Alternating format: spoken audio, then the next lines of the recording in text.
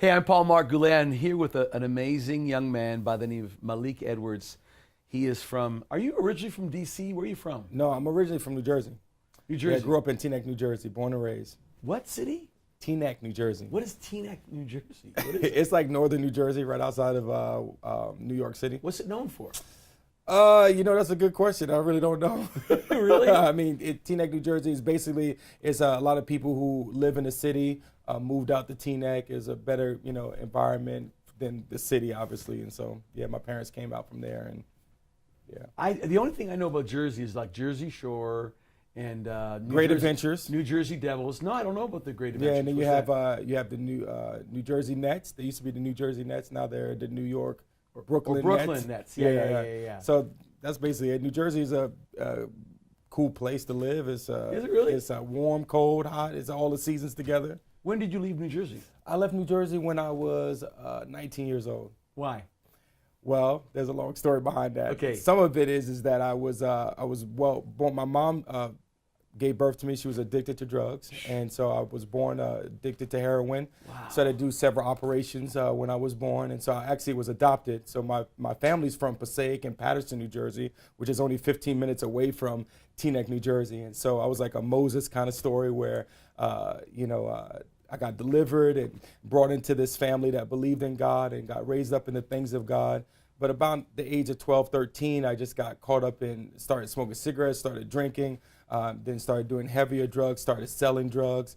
And at that time, my mom felt like I had a call from God on my life. And she said, you know what? I need to kick you out the house. Whoa. I don't know. How old were you then? I was 18 years old. Okay. I was shaving. I don't know why I was shaving, but I remember that day. I was shaving my one hair, and she said, "You're a grown man now. I think you need to go because God has a plan for your life, and I want to see it to fulfillment." And I was like, "Oh." So what happened? So basically, I was homeless. So I don't know if that was the best way, but I was homeless for about, like 6 months to a year. And I'll tell you this one thing that happened while my friends were robbing a store, and it was a blizzard. And I went home that night, and I said, "Mom, can you let me in?" And she said, "I can't let you in. God's going to do something all this." No way. And she's crying at the door. I'm like, "Just let me in." That's like tough love on steroids. And I remember going to a park bench, trying to get warm, and it was freezing outside. And I said to the Lord, I said, "God, do I deserve this? What did I do so wrong that I have to be homeless and be here?" Teaneck, New Jersey is one of the top cities of the state. And so I remember asking the Lord, do I deserve this? I need something. So I got on my bike and started riding around. And one of my friends, I remember that he has a garage. So I said, at least if I can stay in his garage, I could get blocked off from the wind. Yeah. And I remember going into the garage. Now, listen, I was just there the other day, drinking, smoking, doing all that kind of stuff. It was a wreck. I went in there. There was a bed laid out. There was a lamp put in place. There was a heater that was going at the time.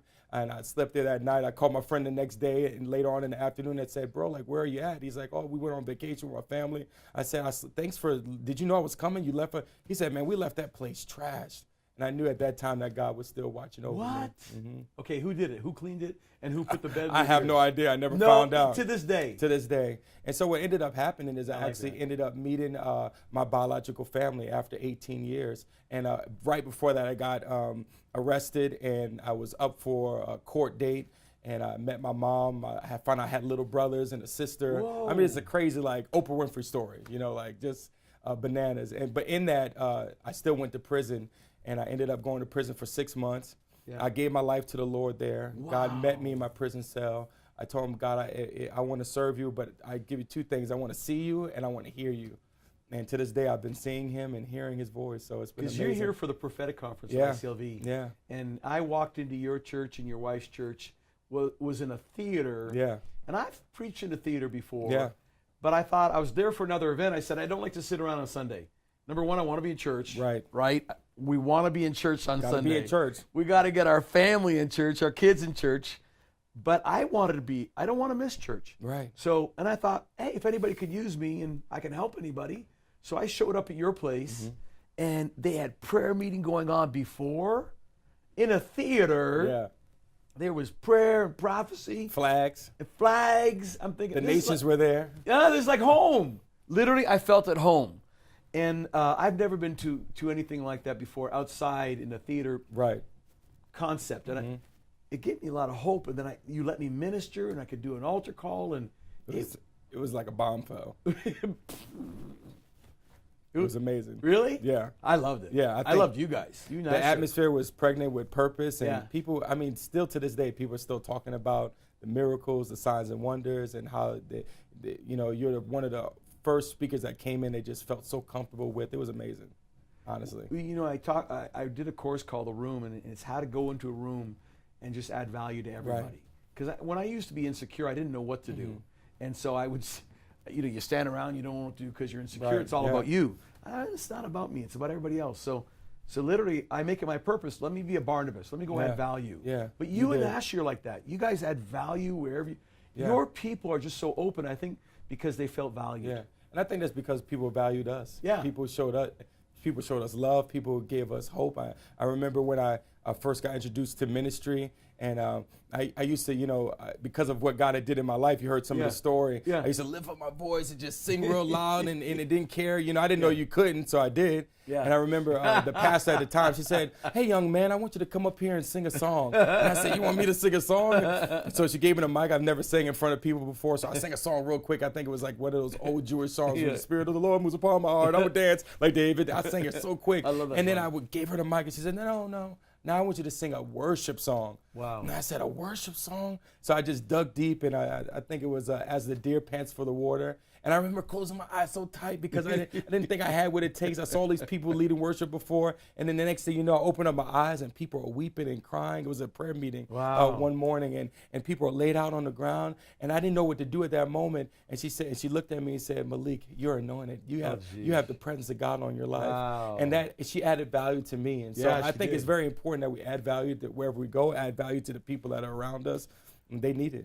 Now, a lot of people probably don't know the part of the story. You went to a camp, Yeah, right? So yeah. you get out of prison. Where do you go? I got out of prison. I ended up living with my biological family, No which way. was probably not the best thing. And my probation officer noticed that this is not healthy, so they sent me to a halfway house. When I went to the halfway house, I got immediately plugged into a local church. I got baptized. I started having encounters with the Lord. This church didn't really know how to interpret those encounters. Yeah. And so I went to a separate prayer meeting, and I met my best friend to this day. He's still my best friend. And he said, "You need to come with me to this campground in Ashland, Virginia." Him and his mom had already made bets that if I went there, that I would live there. I would move there. And so that's exactly what happened. I went there.